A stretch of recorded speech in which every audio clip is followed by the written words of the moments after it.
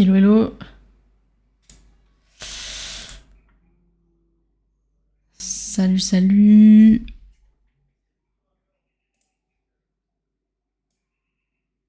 Bon, bah, j'espère que vous allez bien. Aujourd'hui, dans ce soir-là, on a une petite heure ensemble, c'est pour faire le récap, comme d'habitude, des marchés financiers. Voilà, et puis, au fur et à mesure, si vous avez des questions, n'hésitez pas. C'est surtout pour analyser les paires ensemble, comme ça on fait tous un tour ensemble. Et voilà. On commence comme d'habitude sur marché boursier, et après fera un petit peu le gold, mais je crois qu'il a pas fait grand chose. Et enfin on finira par les cryptos. Alors, donc essayez déjà d'anticiper, hein, si jamais vous avez des actions par exemple à regarder, vous me les listez, comme ça c'est déjà écrit. Je fais juste un petit tour des indices et après je viens à vos questions. Alors, bah pour commencer, on a le CAC 40. J'ai l'impression qu'il n'y a pas de nouveauté par rapport à la semaine dernière. Ouais, bah c'est le cas, hein, ça n'a pas fait grand-chose, ça n'a pas bougé même. C'était une semaine très très calme sur les marchés tradis. Maintenant, après en crypto, on verra ce qui s'est passé. Donc, bah écoutez, on est en plein milieu de range, donc c'est un point, ce qu'on appelle les points pivots. Donc c'est soit en fait on arrive à rebondir dessus, on break et du coup on repasse objectif top de range, ou alors bah on se fait rejeter et dans ce cas-là bah objectif support. Donc voilà, c'est vraiment le milieu du milieu, il y a rien à faire, il faut juste attendre que ça prenne une direction soit en haut soit en bas. Ensuite, au niveau du Nasdaq, bah, ça va être le même principe. Alors là, l'idée, c'est vraiment de venir construire quelque chose. Donc là, ce qu'on s'attendait par rapport à la semaine dernière, c'était soit que ça vienne break là-haut, bah, chose qu'on n'a pas fait du coup. On a à peine méché dessus. Donc là, l'idée, c'est vraiment de construire encore un sommet qui soit, bien sûr, bien plus bas que le dernier. Pourquoi ? Parce que on est tout simplement sur une tendance ultra bearish. Donc notre prochain sommet, il sera forcément quelque part par là. Il va falloir attendre du coup 1 ou 2 semaines encore pour constituer ce sommet-là. Donc voilà un petit peu vers quoi on va évoluer au niveau du Nasdaq. Donc le temps que ça se fasse, etc. Enfin, je pense qu'on va passer un été très ennuyant, très ennuyeux sur les marchés financiers, les marchés boursiers. Après, on verra la crypto si potentiellement on va vers des choses intéressantes. Au niveau du Japon, on était sur la réintégration du range. Bon, bah, ça va continuer, hein, de toute façon. Là, l'idée, c'est vraiment de ne pas se faire rejeter violemment, mais je ne pense pas, puisque si on se fait rejeter violemment, ça fait moins 14,17% sur l'indice du Japon. Ça m'étonnerait fortement. Il n'y a aucune condition qui pourrait nous amener à faire du moins 10% sur cette bourse-là. Donc réintégration tranquillou, et l'objectif voilà, c'est de monter, de progressivement faire des creux de plus en plus haut, essayer ensuite de réatteindre notre top de range, et après on verra par la suite. Ensuite, au niveau de la Chine, bah pareil, on est là, milieu de range, ça va être exactement pareil. Donc là, vraiment, pour les prochaines semaines, il va pas se passer grand-chose. Il va falloir encore attendre une petite semaine ici, histoire de voir un petit peu ce qu'on va faire, comment on réagit justement sur ces niveaux clés, et ensuite on verra quelle direction on prendra. Je suis pas forcément au courant de toutes les news au niveau des marchés boursiers, même les news économiques d'ailleurs. On va aller voir ça de suite. Je vais vous les mettre comme ça. On regarde ça ensemble. Évidemment, vous l'avez sur le téléphone, c'est beaucoup plus pratique. Mes filtres. Et on va mettre les 3 étoiles. Le plus important. Je pense qu'il n'y aura pas grand-chose cette semaine. On va voir ça ensemble. C'est où le calendrier ? Hop, ici. Alors, toute cette semaine, lundi, c'est férié. Pardon, je remonte. Lundi, c'est férié côté Singapour, Thaïlande, Indonésie. C'est l'anniversaire du Bouddha, si jamais ça vous intéresse. Mardi, alors, du coup. Mardi, on a tout ce qui est IPC, donc côté State, qui est plutôt assez bearish, du coup. Ouais, on est sur des baisses de niveau. Donc pas foufou. Après, c'est des légères baisses. Nous, ce qui nous intéresse le plus, c'est mercredi et jeudi. Donc mercredi, on a l'IPC côté Allemagne, bah ça on s'en tape un peu. Le pétrole qui lui chute encore un petit peu au niveau du prix, donc ça c'est bien. Voilà, bah pas forcément de news, il n'y a pas de Fed qui parle ou quoi mercredi, donc ça c'est bon. Donc la seule volatilité que je vois, ça serait jeudi, et seulement jeudi. Donc jeudi on a dans l'ordre, pardon, je vous le montre ici. Dans l'ordre, on va avoir tout ce qui est PIB trimestriel. Déjà, c'est pas trop tard, janvier, février, mars. On est quoi, on est en mai déjà? Ouais, ils sont un peu à la bourre. Intertrimestriel, pardon. Ensuite, Pays-Bas annuel côté GBP, donc Londres, qui est plutôt bon. Qui est bon de 0,1%, donc c'est pas mal. L'IPC France qui fait plus 1%, plus 0,1%. Et ce qui nous intéresse, c'est 14h30-40. On va avoir du coup le discours de Powell, que vous voyez ici en bas là. Donc voilà, il va falloir rester attentif. Je pense qu'il va pas dire grand chose. Les taux sont déjà passés, ils ont été inchangés, donc voilà. Peut-être qu'il donnera son avis sur le futur, ça on verra par la suite. Les inscriptions chômage, ça aussi à suivre. C'est pour ça que le jeudi, il y a le plus de volatilité. On passe de 228 à 231 auparavant, donc on est en chute. Donc il y a de plus en plus de gens qui se font embaucher, c'est une bonne chose puisque ça fait tourner l'économie. Voilà, et vendredi, bah pas grand chose, on a juste le PIB.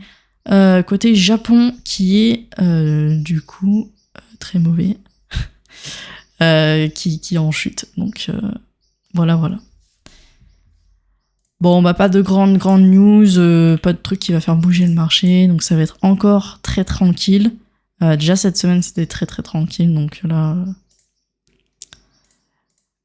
là on pourra dormir. Ensuite, au côté gold, hop, on va passer dessus. Juste tout enlever, on va juste regarder le high en tant que ATH. Donc qu'est-ce qu'il a fait cette semaine? Très intéressant. Donc il y a 2 semaines ça, il avait donc déjà fait sa dernière poussée avant de retravailler le bas. Là on est en train d'égaliser justement avec la semaine dernière, sauf que bon, les acheteurs veulent pas, les vendeurs ne veulent pas que le prix aille beaucoup plus haut. Donc on s'est fait rejeter sur ce niveau-là, donc les 3440. Beau rejet d'ailleurs. Donc à voir. Là l'idée en fait ça serait de venir squeeze ça, parce que ça c'est pas très propre. Donc en gros l'idée ça serait de revenir là-haut, de remonter, de repiocher cette liquidité là et ensuite de retracer tout en bas. Voilà. Voilà un petit peu pour le gold. Le silver je pense... Ouais, il est pas fou. Le silver il bouge pas, donc il est toujours dans son range, un range qu'on avait défini depuis le 20 mai 2024, pardon. C'était déjà un an. Bientôt un an, donc ouais, vous êtes sur des actifs, de toute façon, les matières premières, ça fait pas grand chose. Donc évidemment, c'est dans les phases de range, donc ici, qu'il faut commencer à investir, si ça vous intéresse, bien sûr. Ici, par exemple. Donc voilà, et pas quand ça monte, typiquement sur le gold. Je le redis encore une fois, c'était dans les phases de range, dans les phases de consolidation, qu'il faut se positionner, placer tous ses pions, et ensuite il y aura juste à venir TP sur différents paliers, voilà, tout simplement. Il n'y a rien de bien compliqué en termes d'investissement.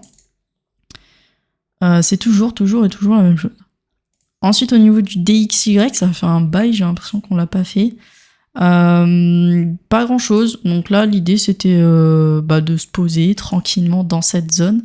Là on est juste en petit rebond dessus puisque c'est un support. Maintenant l'idée c'est que tranquillement il se consolide, voilà, un petit peu comme ça. Donc là il a tout cet espace là pour se consolider, c'est pas ce qui va nous intéresser le plus. Maintenant je pense que ça a pas mal stabilisé côté Forex,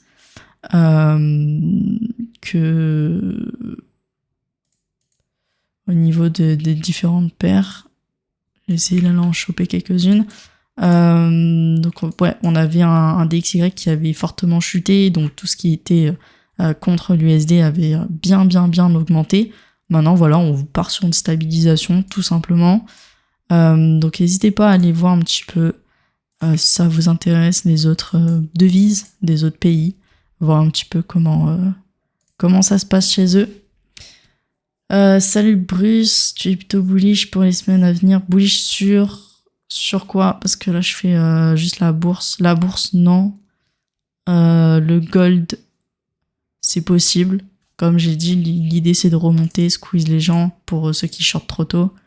Et après, BTC, on va y venir, là. Je finis juste le Forex et tout ce qui est action. On fait ça dans l'ordre, comme ça, après, j'y reviens pas. D'ailleurs, si vous avez des actions en particulier, n'hésitez pas. Je vais juste faire un tour rapide au niveau du 440, ce qui nous concerne le plus. Vous avez, on va mettre rapidement les trois premières importantes. Donc ça va être les 3 premières actions importantes. Donc on a du Hermès qui a effectué donc un rebond assez sympathique ici. Donc très bien localisé si vous vouliez en racheter. Maintenant c'est un peu late. Au niveau du LVMH, parce que la dernière fois on m'avait posé la question, donc on est arrivé dans une zone où on est censé venir recombler, se consolider un petit peu pour la suite, et ensuite se retourner dans cette zone-là et repartir à la hausse. Donc là, évidemment, je suis en vue weekly, donc ça va prendre des mois avant de connaître un retournement ou même finir cette longue phase de stabilisation qui n'a même pas démarré. Donc patience, vous êtes sur des marchés extrêmement lents. Et ensuite, on a L'Oréal, déjà parti. Donc ça, c'était depuis 2 semaines déjà. 2 semaines ici. Donc on a un magnifique petit rallye de la part de L'Oréal qui nous amène sur des niveaux déjà clés là-haut. Donc ici, on se fait rejeter pour une première fois. Et ensuite, l'idée, c'est d'aller chercher cette liquidité et ensuite voir comment on réagit dans cette zone, une zone de vente, que je peux vous mettre dans une autre couleur, comme ceci. Voilà, et après, tout ce qui va être au-dessus, ça va être son ATH et par la suite, plus qu'à placer un simple Fibo, vous mettez vos ratios clés et il n'y a plus qu'à attendre tout simplement que ça aille les chercher. Donc voilà un petit peu pour les drivers du 440. Le reste, je vous invite à aller checker aussi également par secteur.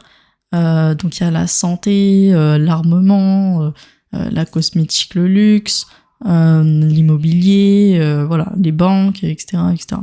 Donc n'hésitez pas, les retail aussi et tout ce qui va être voiture, etc. Donc n'hésitez pas. Également, vous avez aussi le site de l'Euronext si jamais vous voulez voir un petit peu les prochains trucs en vibe, en tendance. Donc voilà, vous avez beaucoup d'infos à aller capter, autre que graphiquement pour la bourse, je le rappelle. Ce n'est pas que de l'analyse technique en bourse, c'est également de l'analyse financière au niveau des entreprises, chacune des entreprises. Leur bilan financier, si vous faites du dividende, allez checker également si ça a augmenté ou diminué la part des dividendes. Donc voilà, il y a beaucoup de choses, beaucoup de paramètres à prendre en compte lorsqu'on veut se positionner sur une entreprise et devenir investisseur de cette entreprise. C'est bon pour vous? Est-ce que vous avez des questions? Est-ce que vous avez des actions, que ce soit américaines, chinoises, françaises, belges, je ne sais quoi? Sinon, j'enchaîne sur les cryptos.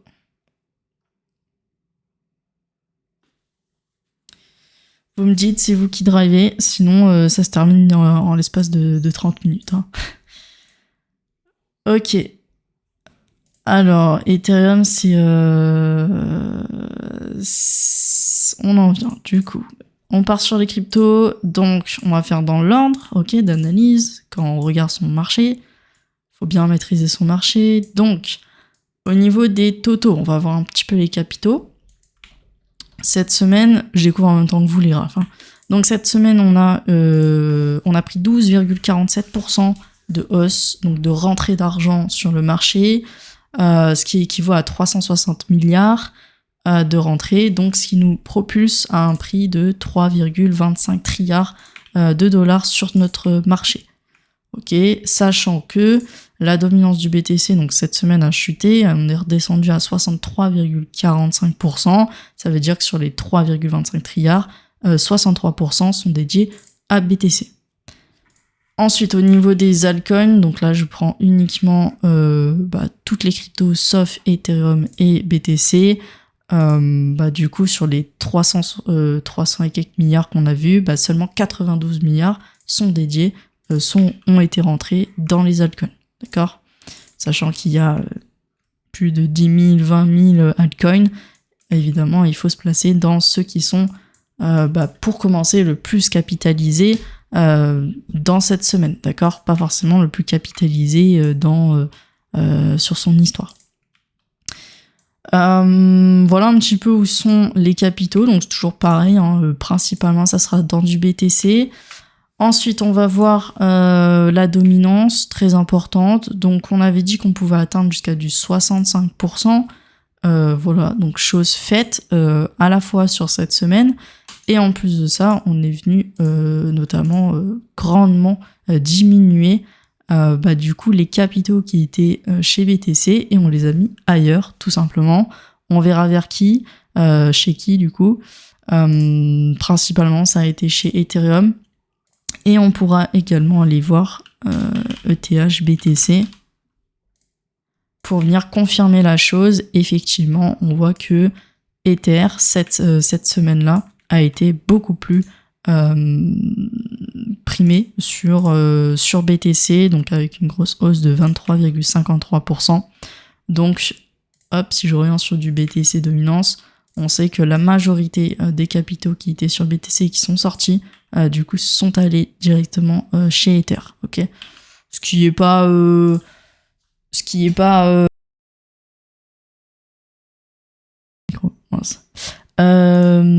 qui n'est pas forcément ce qui est logique du coup, mais voilà, ça montre aussi que les autres altcoins ça va peiner si on n'a pas assez de capitaux qui vont rentrer chez eux, d'accord ? Et pour autant on est bullish sur la semaine sur BTC. Ah oui, mais alors ça a rien à voir, hein. Le prix de BTC n'a rien à voir avec la dominance affichée à l'écran. La dominance, c'est juste lui, et on parle en termes de capitalisation. C'est juste ça, la dominance. Ça nous permet de savoir où est l'argent. Et est-ce qu'on va plutôt maintenir notre portefeuille exposé à 63% que sur du BTC, ou à 100% que sur du BTC, alors que y a des gens qui profitent un peu à gauche à droite parce que l'argent se déplace.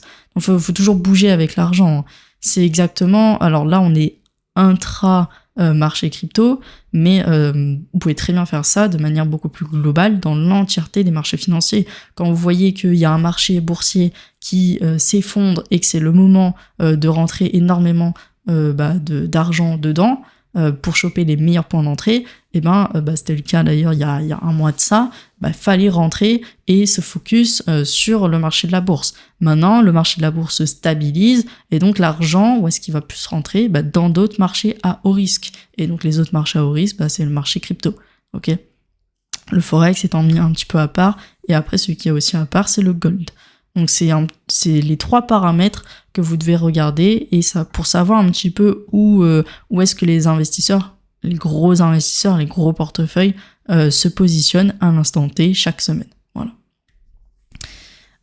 Et donc à l'intérieur de notre marché crypto, c'est ce qui nous intéresse, BTC a toujours une grosse part de dominance, d'accord ? L'idée, c'est vraiment qu'il redescende à 50% au moins. Donc juste pour vous mettre un trait, on va se mettre les 50%. Les 50% à atteindre, donc c'est le trait, il était pas là, 50 ici. C'est le trait vert que vous voyez affiché en bas en gros. Donc en fait, il faudrait qu'il chute de tout ça, de moins 21%. Ok. Donc ça fait très très loin. Donc on va y aller peut-être progressivement, on sait pas, mais pour l'instant, rien nous dit qu'on va descendre comme ça. Et ça, le temps qu'on ravale toute cette descente, c'est pas pour tout de suite. Okay. Donc là, juste pour cette semaine, on voit bien l'impact que ça a eu. On verra également l'impact crypto après crypto, c'est qui ont plus push, etc. Mais déjà, voilà, une simple chute de moins 2% de dominance. Donc on retire 2% de la capitalisation de BTC et on le met ailleurs. Voilà un petit peu, vous avez des performances de 20% sur Ether et des 40%, j'en passe, sur d'autres actifs. Ok. Donc imaginez le jour où la BTC dominance elle chute de moins de 10%. Ok. Donc c'est plus communément ce qu'on appelle une alt season. C'est lorsque BTC, lui, sera délaissé, on prendra ses capitaux pour les réinjecter ailleurs. Donc pour l'instant, est-ce qu'on en est là dans l'alt season ? Pour l'instant, non. Il faudrait vraiment que ça dure sur le long terme. Une alt season, ça dure au moins 3 semaines, 1 mois. Par contre, on a des signes que y a une grosse reprise du marché. Ça, c'est sûr. Donc maintenant, on va analyser le prix de BTC et voir un petit peu ce qu'il a pu faire cette semaine. Et du coup, répondre à la question de alors pourquoi il a pump et pourquoi est-ce qu'on est toujours bullish. Par contre, pour les semaines à venir, je suis pas non plus devin. Donc on va reprendre l'analyse comme d'habitude. Juste avant que j'efface là ce qu'on a sous les yeux, hop, on repart tous ensemble. Ici, on avait du coup notre dernier grand mouvement du dernier cycle qu'il y a eu. Donc évidemment, c'est une vue Monthly, pour ensuite nous indiquer les différentes steps qu'on aurait dans le futur. Donc ici, on est sur un niveau clé.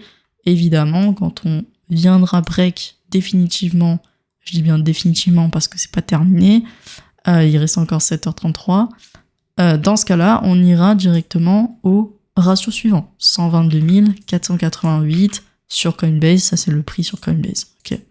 N'hésitez pas à faire la même chose sur vos plateformes. Donc, qu'est-ce qu'on est en train de faire cette semaine ? On a tout simplement propulsé le prix. Attendez, j'appuie sur une touche. Ok. On a tout simplement propulsé le prix de manière à revisiter encore une fois le même ratio. Le ratio qu'on est venu taper plusieurs fois, donc ici, et qu'on va retitiller encore une 3e fois là-dessus. Donc c'est un ratio clé, un ratio important, c'est une énorme résistance d'ailleurs en vue Monthly qui est dessus. Et donc, vu que c'est en vue Monthly, vous vous doutez bien qu'il va falloir attendre la fin du mois pour conclure sur si oui ou non on est venu break ce niveau clé ou pas. Si on le break, de toute façon, c'est direction 122 000 direct. Donc ça fait une petite hausse de 18,78% sur BTC, bien sûr. Quoi d'autre ? Évidemment, ça fait plusieurs semaines qu'on push. 1, 2, 3, 4, 5 semaines dans le vert. Vous vous doutez bien qu'on va pas monter à l'infini, d'accord ? Sachant qu'on approche une résistance, il est fort probable que la semaine prochaine, je vais vous le dire typiquement ici, on va chasser de la liquidité, ça va être le plus haut qu'on puisse atteindre, et qu'ensuite on vienne tout simplement retracer plus bas. Pourquoi on est sur un niveau clé ? Encore une fois, on a des résistances à venir passer. Là, vous voyez très clairement, on est sur une énorme résistance en vue weekly, qui est ici, et actuellement on est en train de se faire rejeter. D'accord ? Donc plus vous saurez tracer sur votre graphique des zones clés, plus moins vous serez surpris sur ce que potentiellement va faire le prix. Donc évidemment autour des résistances, il va rester la liquidité, donc liquidité qu'on a vue dans les différents lives précédents, et la seule liquidité qui va nous rester, c'est l'ATH en fait, qui est à 110 000, 109 294. Après ça reste que des chiffres, ça on s'en tape un peu. Nous ce qui nous intéresse c'est la performance qu'on puisse avoir dessus. Encore une fois je vous le dis, passer de 102 à 122 000, on fait 20%. Voilà. Maintenant, à vous d'accepter ou pas cette performance, à vous de voir ce que vous voulez en faire dans le temps. Du coup, est-ce qu'on est bullish pour la semaine pro ? Il va falloir descendre en plus petit TF, on va regarder rapidement en daily. Aujourd'hui, je pense que le marché s'est bien calmé, on est à peu près sur du moins 5% dans la globalité en moyenne, donc on est sur des légères corrections. C'est normal, déjà on est dimanche, manque de volatilité, et puis on avait très très bien push avant. Et évidemment, on va devoir regarder au cas par cas. Là sur BTC, Bon, on est venu chercher quand même un petit peu en dessous de la moitié de notre ancienne bougie d'hier. Et là, on voit bien qu'on est en train de résister, d'accord ? Pour autant, à mon humble avis, on peut encore aller chercher et push un prix pour aller chercher justement toutes ces liquidités qui nous manquent. Okay, l'idée étant de retourner après le mouvement, puisqu'en dessous, vous voyez très clairement, on a vraiment des gros trous dans toute la montée. Ok, faut faire les choses bien. Si par la suite vous voulez venir pérenniser votre prix, comme on a pu le faire ici, hein. Donc là, l'idée c'est vraiment, de vraiment bien combler cette zone pour ensuite bien repartir à la hausse. Ok. Si toutefois la direction est au nord. Est-ce que c'est clair ? Est-ce que vous avez d'autres questions ? Juste sur le BTC. Hop, je vais enlever ça.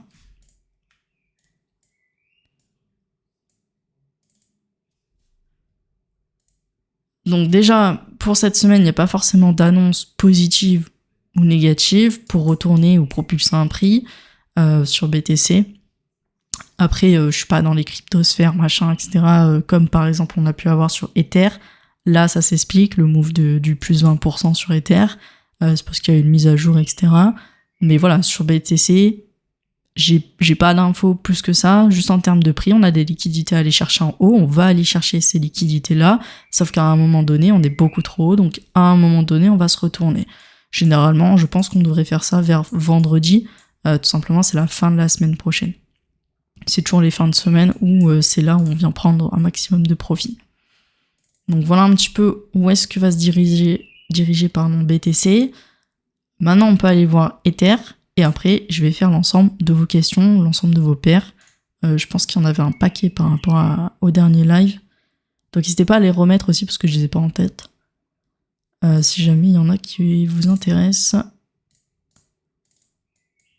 Donc au niveau de Ether, comme je l'ai dit, cette semaine, on a très bien push. Alors perso, moi je savais même pas qu'il y aurait eu l'annonce, machin. Donc on a fait 37%. Vous voyez le volume d'échange, on est quand même sur du 7 milliards. Alors j'allais dire entièrement, pas forcément entièrement, mais en majorité c'est dû à cause de mise à jour. Enfin, vous allez chercher sur internet, vous allez trouver sur Ether. Au niveau des entrées, là encore une fois, c'était, il y avait déjà un retournement effectué le 22 avril sur l'entièreté des actifs qui sont dans ma watchlist, même sur toutes les cryptos. Dès le 22 avril, on avait déjà une confirmation de retournement. Après, l'idée, c'était de savoir si, oui ou non, on allait corriger plus bas pour trouver justement des entrées beaucoup plus basses, ou est-ce que on allait tout simplement repropulser notre prix. Donc là, en plus du 22 avril jusqu'au 7 mai, un petit peu avant, donc le 4 mai, on avait quand même... donc là, attendez, hop, mettre en vue. On avait grosso modo une semaine et demie pour pouvoir se positionner. Donc aucune excuse là-dessus. Ensuite, au niveau du push, là, ça va être proportionnel à la volatilité de base de votre actif, également à l'engouement qu'il y a derrière votre actif. Donc là, ceux qui veulent faire l'analyse fonda, allez-y. Amusez-vous à aller faire la fonda sur 400, 500 cryptos. Juste en termes graphiques et juste en termes d'analyse technique, il y avait énormément d'entrées potentielles à aller chercher. Évidemment, on parle de trading, même si c'est sur du swing, même si c'est pour du moyen court terme, on est sur d'ETF qu'il faut aller chercher en 4 heures et qu'il faut regarder au moins du coup, toutes les 4 heures, toutes les 8 heures, au moins tous les jours. Voilà, pour pouvoir essayer de choper les meilleures entrées possibles. Maintenant, au niveau d'Ether, on a push donc 37%. On est allé choper évidemment toutes les liquidités en cours de route. Là, en jaune, c'est une petite, je pense, qui doit être en H1 ou H4. Objectif, très simple.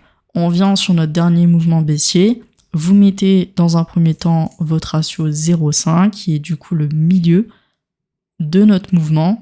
Qu'est-ce que cela signifie ? Ça veut tout simplement dire que déjà, on va aller retaper le milieu du mouvement. Tant qu'on reste en dessous, on reste bearish. si on repasse là-haut, on passe bullish jusqu'où? Bullish jusqu'à une zone clé, une zone où on attend un maximum de vendeurs, puisque c'est là où on va attendre tous les gros shorts. Et évidemment, il y aura des prises de liquidité dans notre zone de vente.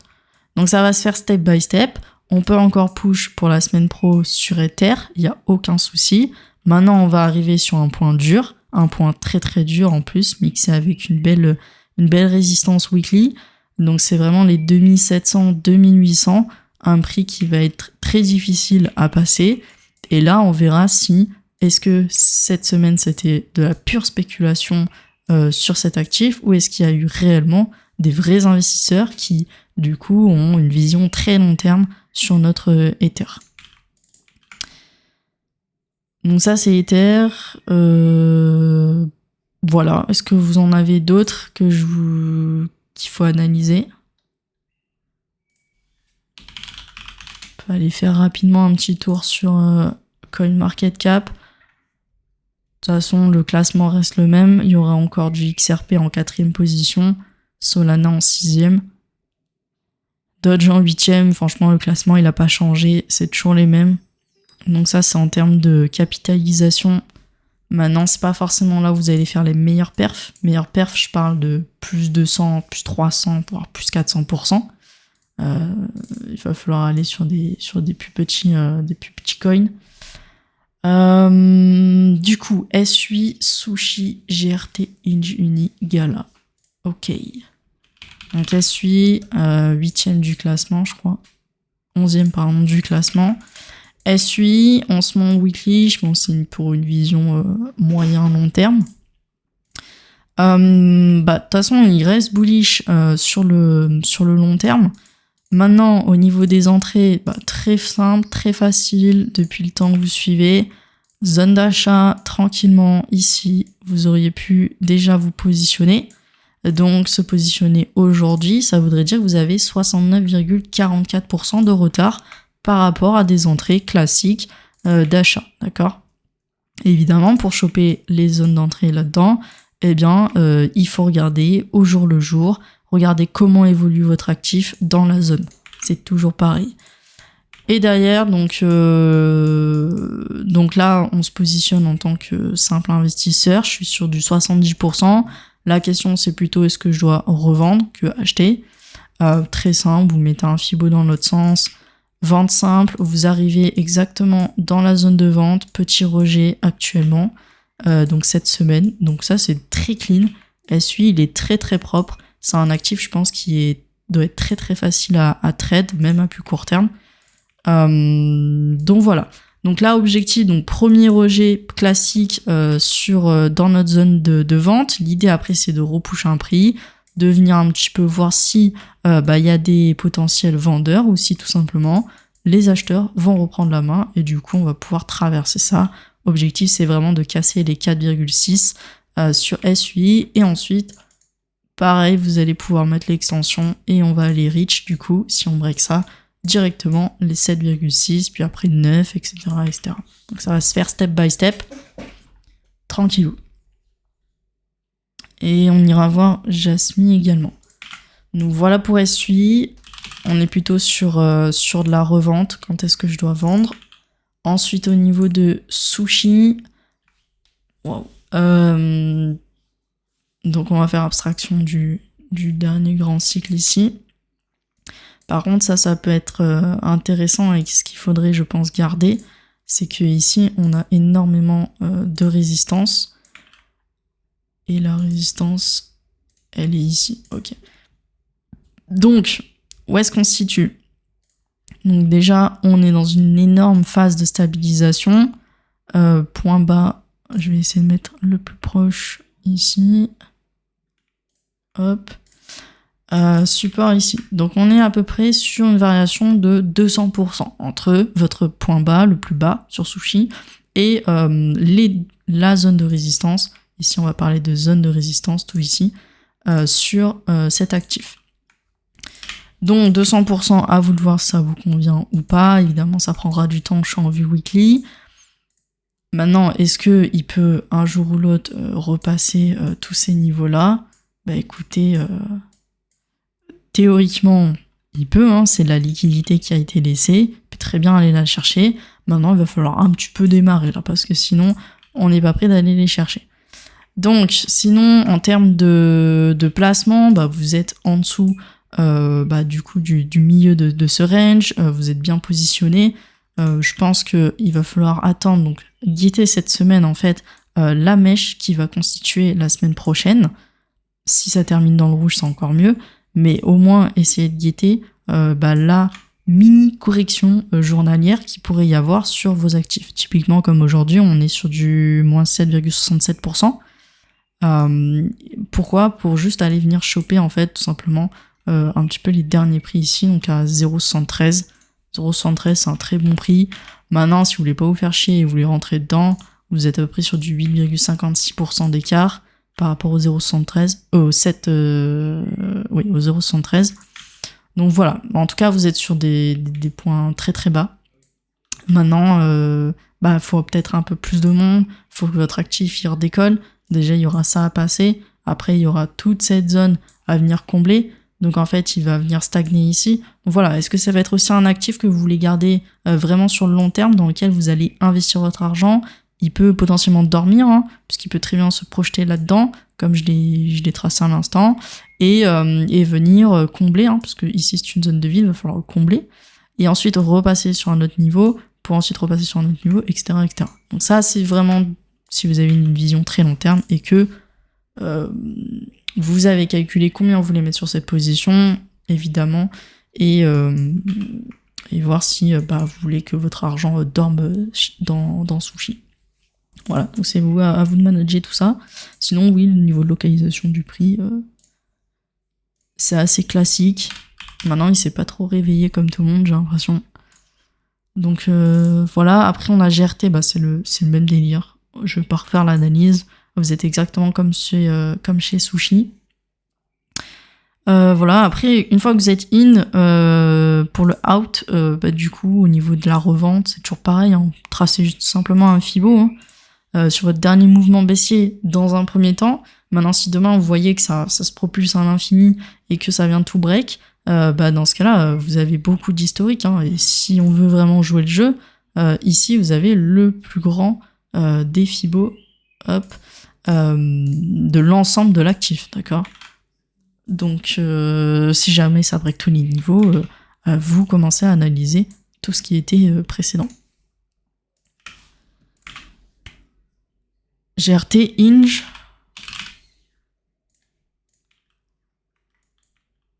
Inge, on est sur un sacré rebond. Moi, je suis pas fan des rebonds. Donc, en gros, les rebonds, c'est ça, quoi. Parce que ça, c'est pas stable dans le temps. Ce qui est vraiment stable dans le temps, c'est faire ça. Au moins construire un deuxième creux, comme ça. De toute façon, ça va venir. Hein. Là, vous voyez, semaine hyper bullish, machin. Mais vous inquiétez pas, hein, il suffit d'attendre 1, 2, 3 semaines.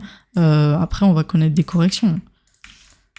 Ça aussi, les gens oublient très très vite à quel point on a très fortement chuté et que une simple semaine où on fait 40% sur cet actif, par exemple, excusez-moi, mais ça ne ravale pas du tout toute la descente qu'on a accumulée depuis 9 décembre 2024. Donc ça, c'est une lueur d'espoir. Donc ce qu'il faut, c'est vraiment construire dans le temps quelque chose qui va durer.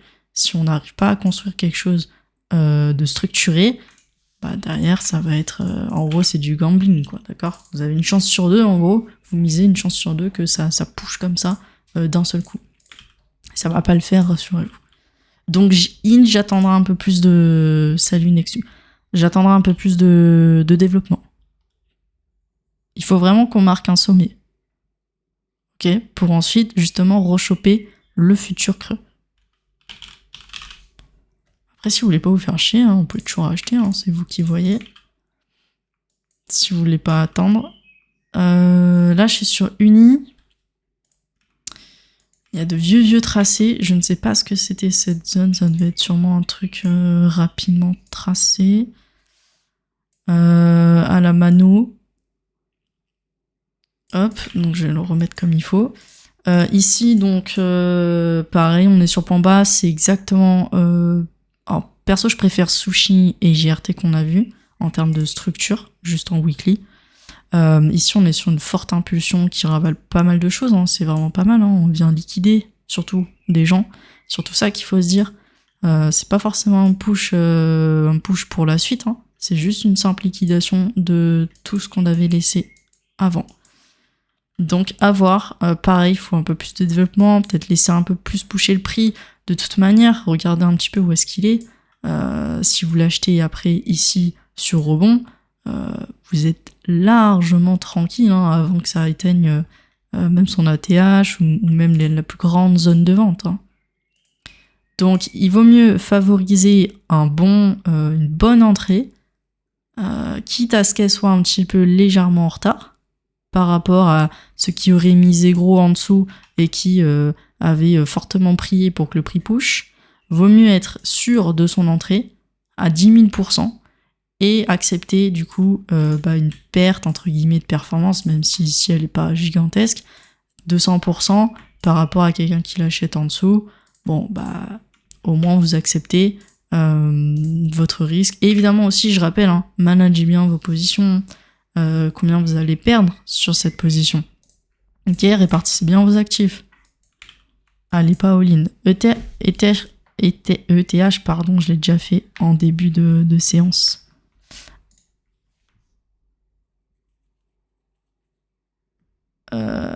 Forever Alone, je ne sais pas si c'est une crypto, ça. Inge, Uni, on est dessus. Gala. Et après, je fais le reste.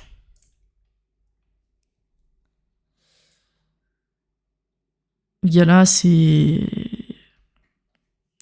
à plat, hein. Gala, c'est à plat. Maintenant, j'ai l'impression que c'est un pattern à lui. Juste au vu de ce qu'il propose précédemment. Lui, son délire, c'est chuter, se retourner, refaire une impulsion, chuter, se retourner, faire une impulsion. Donc là, potentiellement, on pourrait se dire qu'on est à peu près sur le même pattern qu'ici. Maintenant, d'un point de vue localisation, on est extrêmement bas, ça c'est sûr, hein. Donc voilà. Après, il va falloir remonter et vous avez un champ libre jusqu'à 106% à peu près, jusqu'à la zone de revente là-haut. Voilà, c'est exactement ce qu'il fait depuis des cycles et des cycles. Donc voilà un petit peu comment lui il fonctionne. Donc pourquoi pas ces gars-là, je crois que c'est les jeux vidéo, donc allez voir aussi d'autres peut-être dans son secteur. Peut-être qu'il y en a qui sont un petit peu mieux. Voir un petit peu comment le secteur aussi se porte. Parce que si la moitié s'effondre, pas sûr qu'il y ait des gens qui aillent chez Gala du coup. Jasmine. Alors, Jasmine... attendez, je vais prendre notre graphe parce que lui, il est tout ébouillé. Alors... On va zoomer, hein, parce que sinon on va rien voir. Vous voyez un petit peu Jasmine, là, c'est le même délire que vos trucs d'avant, là. Ceux qui sont à plat. Et qui un jour, peut-être... Donc là, il faut savoir que ça fait 2022 à 2024. Donc pendant 2 ans, ça fait rien. Donc libre à vous de savoir si vous allez laisser de l'argent pendant 2 ans dormir. Sachant qu'il y a l'inflation. Et ensuite, d'un coup, pouf... c'est comme XRP, hein, et d'un coup, hop, en l'espace de 2 semaines, ici, hein, ça prend 300%. Voilà. Donc Jasmine, juste d'un point de vue, donc dernier cycle ici, rapidement, vous le tracez, vous avez votre Fibo, vous avez votre localisation. Très simplement. Alors je vais mettre un plus grand. Donc on était sur un magnifique rebond donc, de Last Chance sur le support. Donc avec une très très belle bougie de ravalement. Donc ça c'est chouette. Vous voyez la diff entre prendre des liquidités et ici on était simplement sur du ravalement, parce qu'ici il n'y avait pas forcément de liquidité. Et là on est en train de progresser. Alors on progresse très difficilement, lentement en tout cas, mais en tout cas on est en train de poser des structures. Donc ça c'est plutôt encourageant. Maintenant, il faudrait vraiment qu'ils donnent des impulsions, mais surtout qu'après, ils construisent vraiment qui respirent un petit peu plus, en construisant vraiment des creux et des sommets assez distincts. Un petit peu comme il fait ici, vous voyez. Donc voilà, faut vraiment faut le laisser respirer, sinon il est tout stacké sur ces niveaux-là, et le jour où ça break, bah forcément on va aller chercher des niveaux beaucoup plus bas. Donc pas mal, il a potentiellement de l'avenir. Je prends une crypto qui a déjà pump pour secure. Attends, je finis juste... Alors attends, je réponds à la question. Est-ce que je prends une crypto qui a déjà pump pour être secure? Non, c'est pas le but. Non, alors, deux possibilités. Encore une fois, soit vous êtes trader, soit vous êtes investisseur. Si vous êtes investisseur, votre objectif, c'est d'acheter le plus bas possible et de revendre le plus haut possible. Vous n'avez qu'une seule direction à prendre, c'est les longues, entre guillemets. Donc, c'est faire que de l'investissement sur de l'achat. Maintenant, moi, si je réponds personnellement, j'ai pas une vision investisseur. Moi, je suis trader. Donc, j'achète aujourd'hui, je revends demain, grosso modo. Qu'il hausse ou qu'il baisse. Donc mon objectif, c'est d'acheter quelque chose dans lequel je suis sûr qu'il va aller faire le mouvement que je souhaite qu'il fasse, d'accord ? Que j'ai travaillé, que théoriquement j'ai bien analysé et tout ça. Quand vous êtes investisseur, vous êtes plutôt sur est-ce que ce projet-là va durer dans le temps ? Moi, j'en ai rien à faire du projet. Moi, je rentre sur des conditions d'achat à l'instant T. Voilà, ça me plaît pas, et je rentre sur ça. Maintenant qu'il soit tout en haut, genre je veux dire, je longue du BTC alors qu'il est à 103 786. Ok, certains, donc j'achète du BTC et je le revends par contre. Certains vous diront mais acheter à 104 000, c'est pas possible. Voilà, donc tout dépend de votre vision. Et on n'a pas du tout la même vision. Chacun de nous est différent. Du coup, Jasmine, c'est bon. Dodge, Coin, oui. Ok. Et ASML. ASML, c'est pas de la crypto, ça, non? Dogecoin. Dogecoin ou Dodge?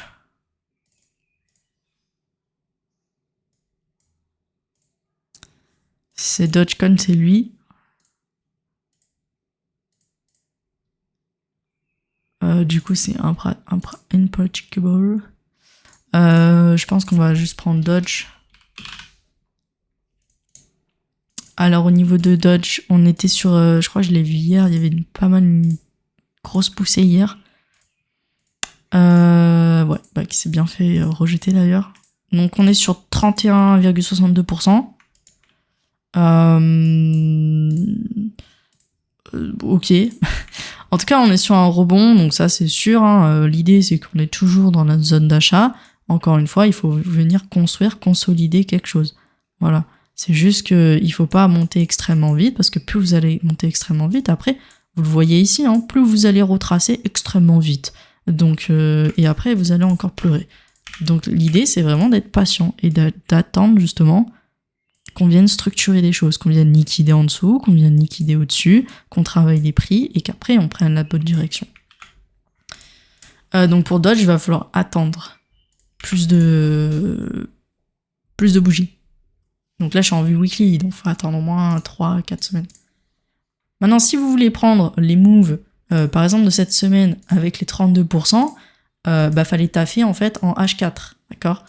Tous les gens qui ont pris les pumps ici, ce sont des traders, d'accord ? Ce ne sont pas des investisseurs. Les investisseurs, eux, c'est typiquement ceux qui potentiellement étaient sur BTC et Ether. Mais un investisseur Dodge, j'y crois moyen. Quand vous allez déjà sur des shitcoins, etc., c'est pour de la pure spéculation. Maintenant, la pure spéculation vue par les investisseurs, c'est du gambling, c'est-à-dire que j'achète et Inch'Allah, ça monte. Voilà. A contrario, tous ceux qui ont pris du coup des longues sur tout ce mouvement-là, c'est tout simplement des gens qui avaient analysé tout ce mouvement-là précédemment, tout ça ici qui était déjà présent lors du grand retournement, qui encore une fois était le début avril, donc le 9 avril 2025. C'était il y a pas longtemps, c'était il y a un mois, ok, 3 semaines et demie. Voilà, et c'est en analysant ça, en étant tous les jours derrière le graphique, que on arrive à choper des mouvements comme ça. Donc encore une fois, choisissez bien votre camp. Est-ce que vous êtes là pour du très long terme? Dans ce cas-là, vous devez patienter et attendre des structures qui seront formées en weekly, en 3 jours, en daily. Sinon, travaillez vos compétences pour justement acquérir des entrées en plus petit TF et pour choper justement des grands mouvements comme ça. Dodge c'est good, oui. Vous me sortez que des vieilles cryptos encore une fois. Essayez d'aller choper des jeunes cryptos dans des secteurs en vogue. Hein.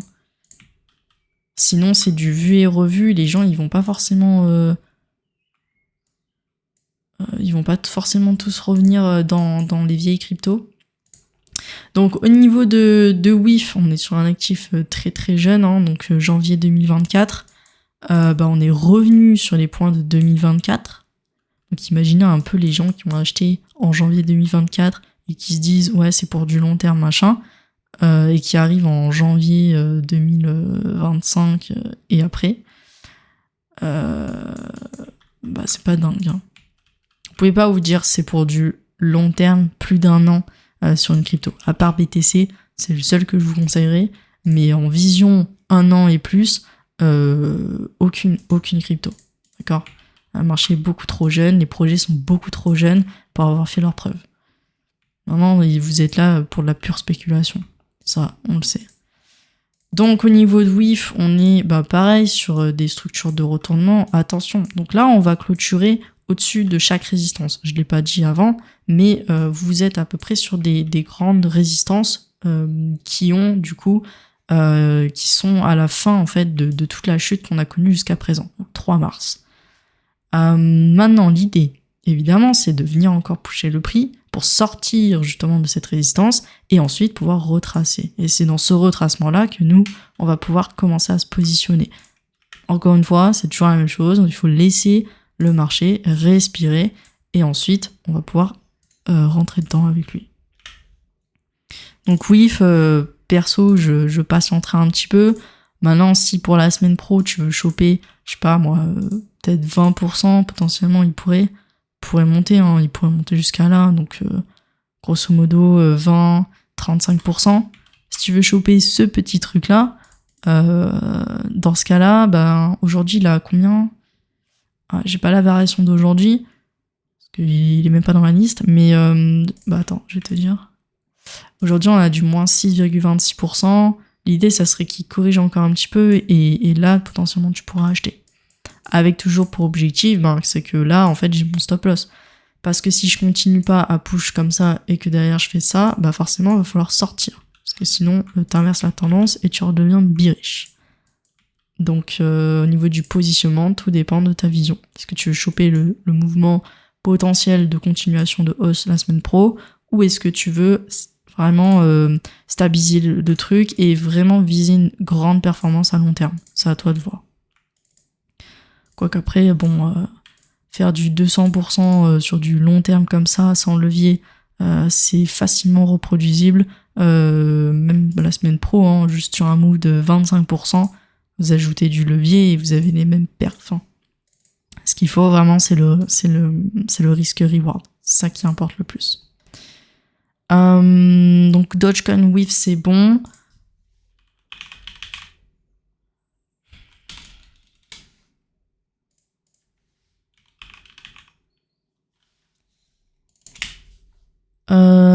Après on a... Ok, après c'est good. Je pensais qu'il y en avait plus. Il me semblait qu'il y avait des gens la dernière fois qui avaient un peu plus de listes. Ouais, je fais Ava, après on s'arrêtera sur ça. Kikwis, je connais pas Kikwis. Alors, ASML, ça n'a pas changé depuis la dernière fois. Je me remets en weekly. Donc la dernière fois, on était ici. On venait d'atterrir, d'accord ? Donc on vient d'atterrir, on rebondit dessus, ce qui est logique. Hein, On vient chasser aussi la liquidité, on est dans notre zone pour acheter. Maintenant, tu es sur point bas, tu es sur niveau du RSI en survente ici. C'était quand? Le 7 avril. Donc, si tu avais évidemment regardé l'entreprise, les bilans, etc., et que c'était vraiment, t'attendais juste un feu vert de la part de la charte, là, t'avais feu vert pour en buy. Maintenant, aujourd'hui, t'es pas très loin de ta zone d'achat, tu peux toujours en buy si tu veux. Maintenant, on est toujours sous tendance baissière, d'accord? Donc là, l'idée, c'est que le truc, il peut toujours monter si tu veux, mais tant qu'il aura pas déglingué ce niveau-là, tu repasseras pas bullish. Donc, évidemment, il faut se dire que est-ce que il a les capacités de faire plus 20% en l'espace de 3-4 bougies, histoire de bien construire la hausse, pour venir casser ce niveau-là, ou est-ce qu'il n'en est pas capable, et dans ce cas-là, eh bien forcément, tu vas, à un moment donné, retracer justement pour former ce futur sommet. Voilà. Et donc, est-ce que tu vas le prendre ici, et derrière, ça va forcément corriger, et dans ce cas-là, tu seras légèrement en perte pendant un certain temps, parce que l'objectif maintenant, c'est de construire quelque chose de haussier dans le temps. Voilà, c'est pareil à manager. Est-ce que tu as deux possibilités, hein. Tu peux soit all-in tout maintenant, parce que tu es dans ta zone d'achat, mais perso, j'ai pas de confirmation, ou est-ce que tu veux y aller palier par palier, tu peux rentrer un petit peu aujourd'hui, et après, quand ça retracera, tu rentreras une autre moitié, etc., etc. Ça, c'est vous qui voyez. Donc voilà, après je refais la crypto, et après on finira sur ça. Il y a Ava et Kquiz. Ava? Ok, je connais pas Ava. Je vais le prendre sur Binance. Ah ok, donc c'est un vieux truc. C'est un très vieux Fibo. Ava, c'est la même chose, c'est même délire, c'est-à-dire qu'on est sur des prix de 2022. Voilà, il s'est écoulé 3 ans, l'actif, il a rien fait. Donc il y a eu pendant un moment un super move, et encore ça c'est de la revente pure et dure. Hein. Ça à mon avis c'est très simple, c'est des gens qui en ont beaucoup, qui vont racheter en masse, et en fait à la fin ils vont faire pousser le prix, ce qui fait qu'ils vont revendre tout là-haut. Et là rip les personnes qui sont encore dedans. Donc c'est pas dingue, enfin franchement par rapport à tout ce qu'on a vu jusqu'à maintenant, c'est vraiment le plus nul. Et ça, c'est Kquiz.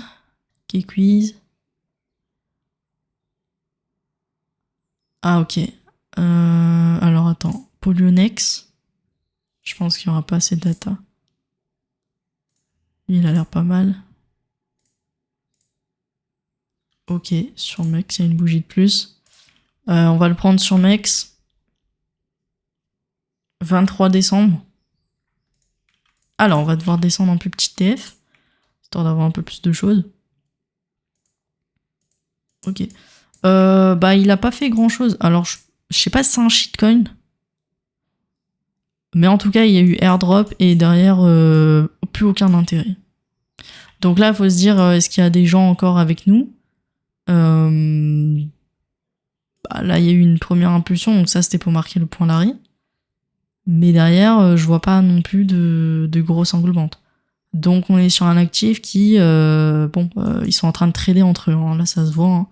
Hein. Toutes ces impulsions sont pas assez fortes. Ils sont carrément en train de trader entre eux, tous ceux qui restent depuis la sortie.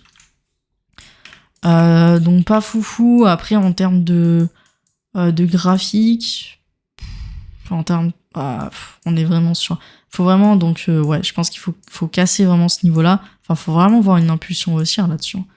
Je sais que ça peut monter très haut, hein, mais une impulsion de 60%, ça montrerait qu'il y a des gens dedans, au moins. Parce que sinon, c'est plat, quoi. Ça fera pas grand-chose. Et donc, l'idée, c'est vraiment d'impulser un mouvement, et large aussi. Donc, comme ceci. Donc là, déjà, on était bearish. Donc là, l'idée, c'est vraiment de remonter et casser ça. Pour repasser bullish. Donc l'idée, c'est vraiment push un truc comme ça, bien retracé comme ça, et ensuite repush à l'inverse comme ça. Quand j'aurai un vrai push et un vrai push là, là, ça m'intéresse. Sinon, avant, bof. Ça manque de gens. Cardano et... Bah arrêtez de m'en rajouter, hein. Sinon on est encore là jusqu'à 20h. Et moi j'ai faim. Cardano, Ada, il est 9ème du classement. J'aime pas son graphe. J'aime pas du tout. Je pense qu'il ressemble à Sol. Sol est un peu mieux quand même. Ada, j'aime pas. Ah, j'aime pas, c'est ça en fait. Donc 3 mars, l'énorme englobante qu'on a eu là. On laisse pas mal de liquidité aussi au-dessus en dessous. En gros là, t'es parti pour... Donc là, on est venu... Et encore, je pense qu'on l'a pas encore trouvé le point bas. Là, l'idée, c'est quoi? C'est de faire ça, et de trouver ici un autre plus bas. Un autre plus bas avec une chasse à liquidité là, ça serait parfait. Excellent, et du coup, un petit achat là, ça serait cool. Pour ensuite pouvoir targeter le haut ici. Mais là, en fait, il est en train de se consolider, tout simplement. Donc là, tu le vois pas très bien comme ça, mais à vue long terme, parce que je suis en weekly, on est sur de la stabilisation, parce que là, on n'est pas sur une descente. Donc, même si t'as l'impression qu'il est bullish, qu'il est bearish. Donc ici, on a trouvé un potentiel point bas. L'idée, c'est vraiment qu'on vienne le retester et voir si ça tient. Parce que sinon, on part comme ça et on continue de chuter. Donc là, tranquille, largement le temps. Et c'est quoi, Neurashi? Faut me dire si c'est un... Ok. Mettez-moi le trigramme plutôt. Alors, poubelle, voilà. Voilà, on termine sur ça. Si c'est ça... C'est ça l'actif. Ney. Vous avez pas besoin de moi hein, pour voir ça. Pour voir que ça va à la poubelle, parce que t'es passé bien en dessous du plus bas.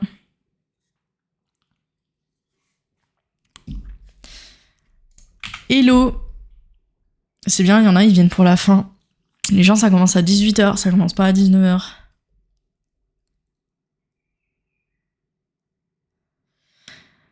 On va clôturer là. Ceux qui viennent que maintenant, vous aurez le replay d'ici ce soir. Eh oui, faut venir à l'heure. C'est comme sur le marché. Hein. Faut pas venir 4 heures après. Écoutez, on se retrouve du coup en live. Donc je résume. Je ferai un récap aussi du planning. Il faut juste que je regarde mon propre planning. Lundi, ça c'est... lundi. Jeudi soir, ça c'est sûr. 21h, comme d'habitude, on va continuer votre éducation sur les marchés financiers, donc l'analyse technique. Vendredi prochain, par contre, je vais revoir le planning, mais je pourrais pas faire le live le vendredi soir, donc c'est un live backtesting. En vrai, c'est tranquille, donc c'est pas bien grave si on le fait pas.